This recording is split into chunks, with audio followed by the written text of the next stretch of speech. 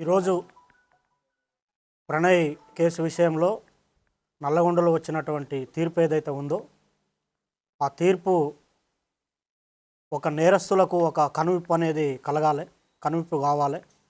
ఎందుకంటే మా బాబు ప్రణయ్ హత్య జరిగినప్పుడు ఇదే చివరి హత్య జరగాలని చెప్పి జస్టిస్ ఫర్ ప్రణయ్ అని చెప్పి చాలా మేము పోరాటం చేశాము.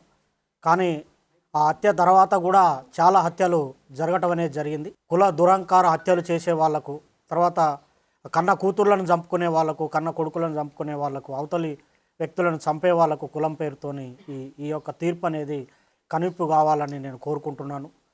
వాస్తవంగా ఈ ఇన్సిడెంట్ తర్వాత మీ అందరికీ తెలుసు, చాలా లాస్ అయిపోయాం మేము. ఇప్పుడు మాకు కొడుకు లేకుండా పోయాడు, అమృతకి భర్త లేకుండా, తర్వాత నా మనవనికి తండ్రి లేకుండా పోయాడు. తర్వాత మారుతిరావు ఆయన అమృత ఫాదర్ ఆయన కూడా సూసైడ్ చేసుకున్నాడు. తర్వాత ఈ ఇందులో ఉన్నటువంటి 7 మందికి సుభాష్ శర్మకి ఉరిశిక్ష, తర్వాత మిగతా 7గురికి 6 మందికి జీవిత ఖైదు విధించడం అనేది జరిగింది. వారి కుటుంబాలు కూడా బాధపడుతూ ఉంటాయి. కాబట్టి ఎవరైతే ఈ సుపారీలు తీసుకొని హత్యలు చేసే వాళ్ళకి ఇది ఒక కనువిప్పు కావాలి.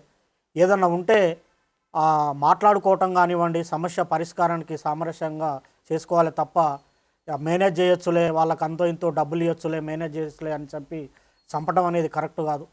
ఈ కేసు విషయంలో మమ్మల్ని కూడా అనేక రకమైనటువంటి ప్రలోభాలు పెట్టినప్పటికి కూడా మేము ఎక్కడ లొంగకుండా న్యాయం జరగాలి, ఈ హత్యతోని మిగతా కుల హత్యలు ఆగిపోవాలని చెప్పి మేము పోరాటం అనేది చేయటం జరిగింది. 6.5 సంవత్సరాలు మేము ఎదురు చూసాము న్యాయం కోసం, మేము సాక్ష్యం చెప్పి.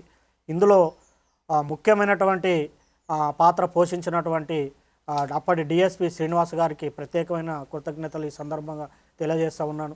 ఎందుకంటే సారు ఐఓగా చాలా గొప్పగా ఆ కేసును పకడ్బందీగా, చాలామంది మమ్మల్ని అన్నారు ఎందుకు కేసు లేట్ అవుతుంది, ఛార్జ్షీట్ లేట్ అవుతుంది, ఏదో జరుగుతుందని. కానీ సార్ మీద మేము నమ్మకం పెట్టుకొని ఉండటం వల్ల లేట్ అయినప్పటికి కూడా ఒక పకడ్బందీ 200 పేజీల ఛార్జ్షీటు, దాదాపు 100 మంది సాక్షులను పెట్టి ఛార్జ్షీట్ వేసి గట్టిగా కేసును పకడ్బందీగా చేశారు. తర్వాత దానికి సహకరించినటువంటి ఎస్పీ రంగనాథ్ గారికి కూడా ఈ సందర్భంగా ప్రత్యేకమైన కృతజ్ఞతలు తెలియజేస్తూ ఉన్నాను. సార్ ఆధ్వర్యంలో మంచి టీము సుభాష్ శర్మను ఆ రోజు వెళ్ళి పట్టుకోవటము, తర్వాత నిందితులందరినీ పట్టుకోవటం విషయంలో కూడా సారు అనేకమైనటువంటి టెక్నిక్స్ ఉపయోగించి, టెక్నికల్ ఎవిడెన్స్ ఉపయోగించి తర్వాత ఈ సాక్ష్యాలను కూడా ప్రొడ్యూస్ చేయడం అనేది జరిగింది. అందులో ఇంకొకటి ముఖ్యమైన విషయం ఏంటంటే ఈ కేసుకు వాదించినటువంటి అడ్వకేటు దర్శనం నరసింహ గారు చాలా గొప్ప వ్యక్తి ఆయన.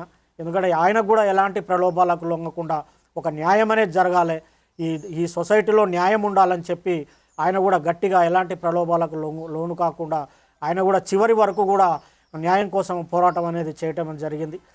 చివరికి ఈరోజు వచ్చినటువంటి తీర్పుతోని న్యాయం అనేది జరిగింది. వాస్తవంగా అందరూ మీకు సంతోషంగా ఉందంటారంటే సంతోషం కాదు, ఇది వాస్తవంగా ఏంటంటే నా బాధను ఎవరు తీర్చలేరు, నా కొడుకు లేని బాధ ఎవరు తీర్చలేరు. మేము ప్రతినిత్యం బాధపడుతూనే ఉన్నాం. ఎవరన్నా బయట బాబులు కనపడినప్పుడల్లా, మా బాని క్లాస్మేట్స్ కనిపించినప్పుడల్లా బాధ ఉంటుంది. కాబట్టి దయచేసి నేను చెప్పేది ఏంటంటే చంపుకోవటం అనేది కరెక్ట్ కాదు. ఇప్పుడు నా మనవడు ఉన్నాడు, మనవడిని కూడా మేము చూసుకోవాలి. మాకు ఎవరి మీద కోపాలు లేవు.